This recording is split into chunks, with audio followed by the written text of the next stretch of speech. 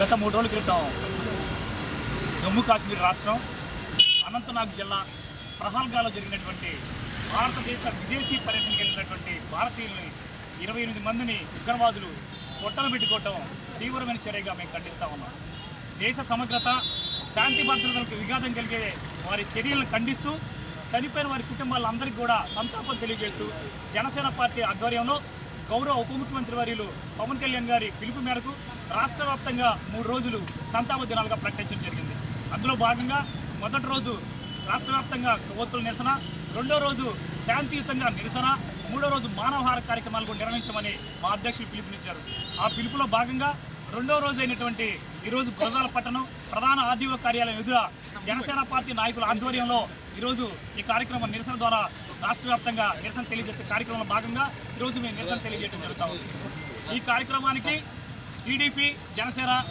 లోకల్గా ఉన్నటువంటి ముఖ్య నాయకులందరూ కూడా వచ్చి మేము చేపట్టబోయే సంతాప దినాలకి సంఘీభావం తెలిపినందుకు వారందరికీ కూడా మా హృదయపూర్వక కృతజ్ఞత తెలియజేస్తూ ఉన్నాం. భారతదేశం లౌకికవాదం, భిన్నత్వంలో ఏకత్వం, మతాలు, కులాలు ప్రస్తావనైనటువంటి దేశం భారతదేశం గర్వంగా చెప్పుకుంటున్నాం. కానీ ఏదైతే ఉగ్రవాద దాడిలో 28 మంది చనిపోయారో ఒక్కసారిగా కూడా పాకిస్తాన్ మీద గతంలో చేసినటువంటి సర్జికల్ స్ట్రైక్ మరొకసారి చేస్తే బాగుంటుందేమని కూడా రాష్ట్ర వ్యాప్తంగా కూడా ఆలోచనలు జరుగుతూ ఉన్నాయి. ఖచ్చితంగా దేశవ్యాప్తంగా ఒకటే గతంలో జరిగినటువంటి సర్జికల్ స్ట్రైక్ని మరొకసారి చూపిస్తే పాకిస్తాన్ కోలుకోలేని దెబ్బ కొడతామని కూడా నేను సందర్భంగా తెలియజేస్తూ నిన్న నరేంద్ర మోదీ గారి నాయకత్వంలో కేంద్ర మంత్రుల పర్యవేక్షణలో అందరూ కూర్చొని కూడా జరిగినటువంటి ఏదైతే దాడి ఉందో దాన్ని ఖచ్చితంగా వాళ్ళు సంఘీభావం తెలియజేస్తూ యుద్ధ ప్రాతిపదికన దౌత్య సాంప్రదాయాలన్నింటినీ కూడా సంబంధాలన్నింటినీ పూర్తిగా తొలగించుకున్నట్లు కూడా ప్రకటించడం నిజంగా కూడా హర్షించదగ్గ విషయాన్ని కూడా మీ సందర్భంగా తెలియజేస్తా ఉన్నాం. భవిష్యత్తులో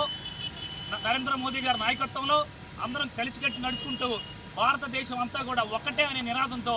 ఎవరైతే ఉగ్రవాదులు ఉన్నారో వారందరినీ కూడా మన దేశం నుంచి తరిగి కొడతామని కూడా ఈ సందర్భంగా తెలియజేస్తూ ఇందాక మిత్రుడు మల్లిగా చెప్పినట్టుగా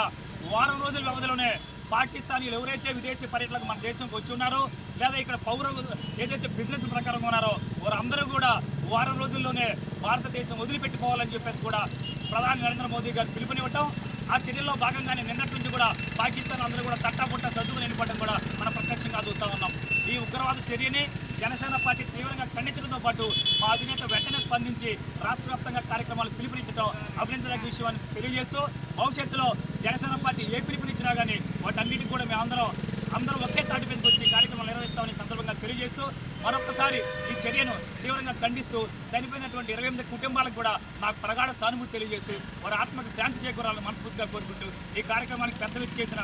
ఎత్తున చేసిన నాయకులు, కార్యకర్తలు, మా మిత్రపక్షానికి అందరికీ కూడా మరొకసారి పేరు పేరున హృదయపూర్వక కృతజ్ఞతలు తెలియజేస్తూ సెలవు తీసుకుంటా ఉన్నాం. జై హింద్.